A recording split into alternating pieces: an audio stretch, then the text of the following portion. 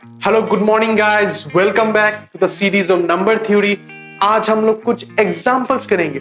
Last time हम लोगों ने second principle of mathematical induction देखे थे, उसके पहले first principle of mathematical induction देखे थे। आज हम लोग उसी के ही रिलेटेड एक दो एग्जांपल्स देखेंगे, ठीक है। तो आज का एग्जांपल यही बोल रहा है कि ये जो सीरीज दिया हुआ है हम लोगों को, इसको हम लोगों को प्रूफ कराना है यूजिंग मैथमेटिकल इंडक्शन। और जिन जिन को मैथमेटिकल इंडक्शन का वीडियो नहीं देखे हो, जिसने जिसने नहीं देखे हो, आप प्लीज चैनल पे जाइए, वहां पर आपको वीडियो मिल जाएगा। और अगर वो वीडियो देख के आएंगे तो आपको मजा आ जाएगा, ठीक है। तो चलिए शुरू करते हैं। तो पहले हम लोग क्या करेंगे, तो देखिए, तो पहले हम लोग Pn को डिफाइन करेंगे, मतलब स्टेटमेंट को डिफाइन करेंगे। तो स्टेटमेंट ये बन जा रहा है 1 + 2 प्लस जो दिया हुआ है उसी को स्टेटमेंट के जैसे लिख लेंगे, ठीक है। इज इक्वल्स टू 2n + 1 - 1 जो दिया हुआ है उसी को स्टेटमेंट के जैसे लिख देंगे, ठीक है। फिर क्या करेंगे, अगर आपको याद नहीं है मैथमेटिकल इंडक्शन क्या होता है, एक बार थोड़ा सा रिवीजन करवा देते। पहले हम लोग 1 के लिए दिखाते, फिर हम लोग कुछ k के लिए एज्यूम करते, फिर हम लोग k + 1 के लिए शो करते, ठीक है।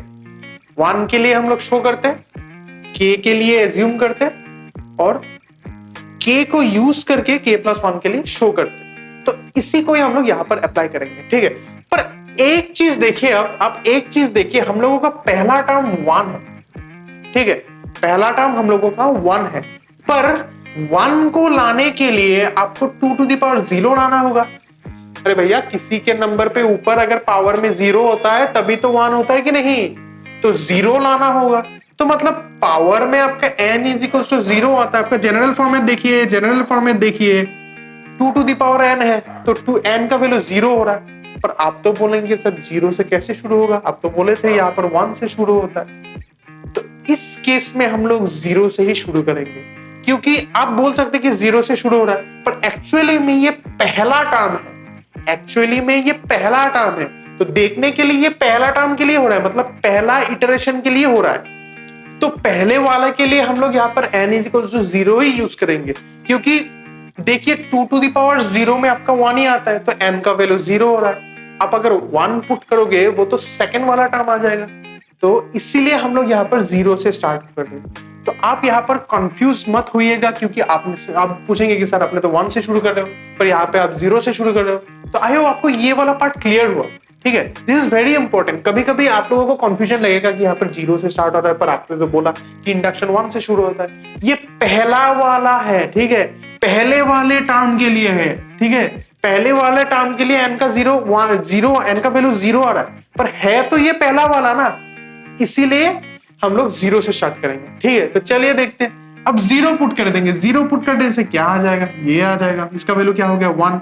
और आप राइट हैंड साइड में देखिए, ये हो गया आपका LHS, ठीक है। अब राइट हैंड साइड में देखिए, राइट हैंड साइड में क्या आता है 2⁻0 + 1 - 1, इसका वैल्यू 2⁻1 - 1 2⁻1 - 1 मतलब 1 ही आएगा।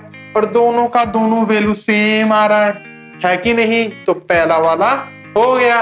अब क्या करेंगे, दूसरे वाले को एज्यूम करेंगे।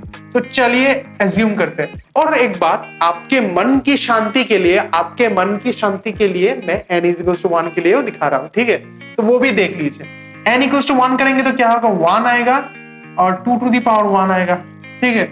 ये देखिए पहला वाला 0 आता है, 2⁻0 + 2⁻1, तो इसका वैल्यू क्या आ जाएगा 3 आ जाएगा। ये आ गया आपका LHS के लिए। तो RHS के लिए क्या आएगा वो भी देख लीजिए। 2⁻1 + 1 - 1 तो क्या होता है 2⁻2 हो जाएगा, मतलब 2² - 1 4 होता है, 4 - 1 3 होता है। फिर से देखिए दोनों का दोनों वैल्यू सेम हो गया, ठीक है, ओके। अब नेक्स्ट वाले पार्ट में जाते हैं, मतलब एज्यूम करेंगे। तो हम लोगों ने एज्यूम कर लिया कि लेट Pk बी ट्रू। तो अगर Pk ट्रू हुआ तो ये वाला स्टेटमेंट भी हम लोग लिख सकते हैं कि ये इक्वल लिख सकते हैं। यहाँ पर k टर्म तक जा रहा है, 1 + 2 + 2² 2k तक जा रहा है, 2k तक जा रहा है, क्योंकि Pk लिए हम लोग। तो राइट हैंड साइड में क्या आ जाएगा, 1 के n के जगह में सिर्फ k ले लेंगे, हो गया। तो ये हम लोगों का ट्रू हो गया। इसको हम लोग क्या कर चुके हैं, एज्यूम कर चुके हैं, ठीक है। इसको हम लोग एज्यूम कर चुके हैं, ओके। अब क्या करेंगे, k + 1 के लिए शो करेंगे, n = k + 1 के लिए शो करेंगे। तो क्या करेंगे, वैल्यू पुट कर दीजिए। अरे इतना सोचने की कोई बात ही नहीं है, वैल्यू पुट कर दीजिए। तो लास्ट टर्म k + 1 तक आएगा, ठीक है। अच्छा अब देखिए इसका वैल्यू क्या होगा, इसका वैल्यू क्या होगा, ऑलरेडी आपने सेटअप कर चुके हो कि इसका value 2 to the power k plus 1 minus होगा। तो यहाँ पर हम लोग इसका वैल्यू पुट कर देते हैं 2 to the power k plus 1 minus 1 plus 2 to the power k plus 1। ठीक है, और अब देखिए ये दोनों टर्म सेम है, तो इसको हम लोग 2 इंटू लिख सकते हैं कि नहीं, 2 इंटू लिख सकते हैं माइनस 1। और आपको पता है 2 का पावर कुछ नहीं है, मतलब 1 है कि नहीं। तो और ये वाला एक्सपोनेंट का लॉ लगा रहे हैं हम लोग, a to the power m into a to the power n, m plus n हो जाता है। ठीक है, ये वाला लॉ यूज हो रहा है। तो यहाँ पर 1 है तो क्या बन जाएगा, ऊपर सब कुछ प्लस कर देने से 1 प्लस 1 2 हो जाता है, तो k प्लस 2 आ जाएगा इधर, और माइनस 1 जैसा का जैसा वही रह जाएगा। ठीक है, और इसको हम लोग ऐसे भी लिख सकते हैं k प्लस 1 ब्रैकेट में उसके बाद प्लस 1।